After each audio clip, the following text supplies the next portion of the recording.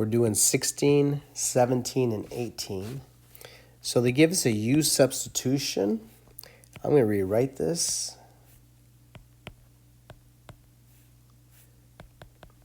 That would give us the du is going to be 1/2 x minus 1 to the negative 1/2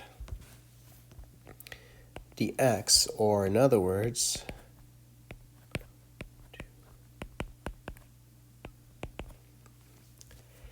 all right, and we have in our original this.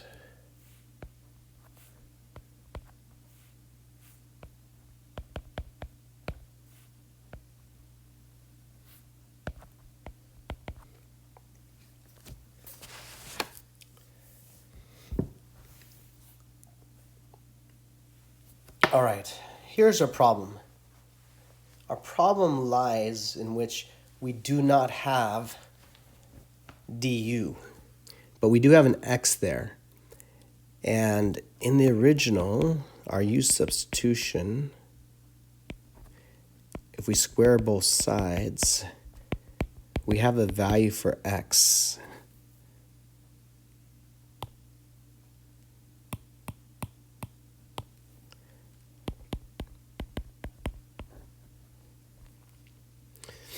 So a couple things have to happen. This one's kind of different. I'm going to take this equation here, and I'm going to solve for dx.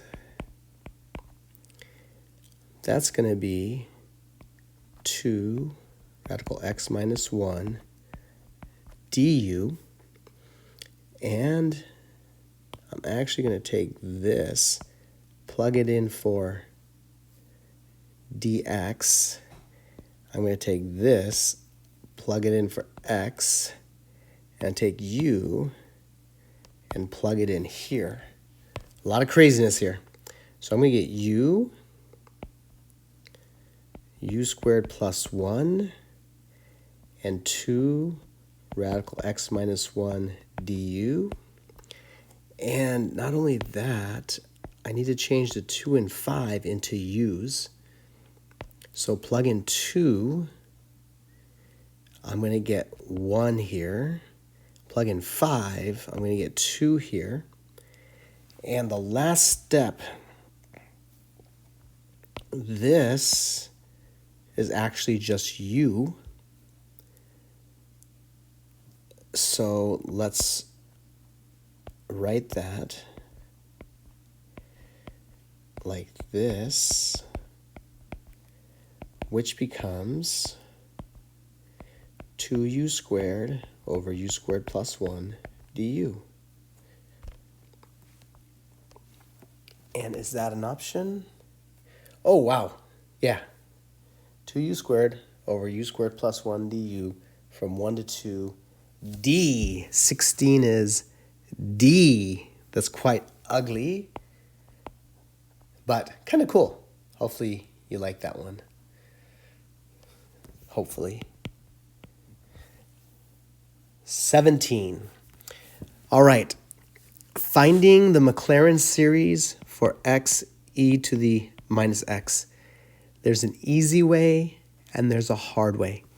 So let's do the easy way. All of you should know that e to the x is 1 plus x squared over 2 factorial plus x cubed over 3 factorial dot dot dot. Now we can replace x with minus x. So e to the minus x, this will become minus x. The next one, since it's squared, doesn't change. And the next one, since it's cubed, it becomes negative. And then I can multiply both sides by x. And I get this.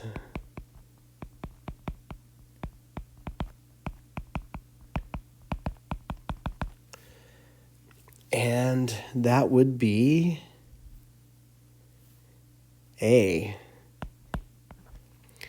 Now that's not the answer that the book's given me.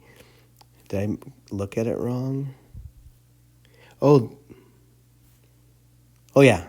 sorry, I did look right. I had the right answer, but I looked at the book wrong. That's going to be B. I'd be wrong if I put an A. All right, I am not going to do the other way, but I'll kind of explain it. You could create the series for this going from scratch. So if we call this f of x, we can find the series for this by doing f of 0 plus f prime of 0 x plus f double prime of 0 x squared over 2 factorial plus f triple prime of 0 x cubed over 3 factorial dot dot dot. And then you'd proceed to find the derivative of that and the second derivative and the third derivative using the product rule and the chain rule. It gets very ugly. It's doable, but it's so much easier if you know your function and you know how the 5 ways you can manipulate your Taylor series. So I'm sticking with that method and moving on because the other way is UGLY. Oogly. All right, number 18. All right, this one, I got 3 more. You think you guys are tired of listening to these.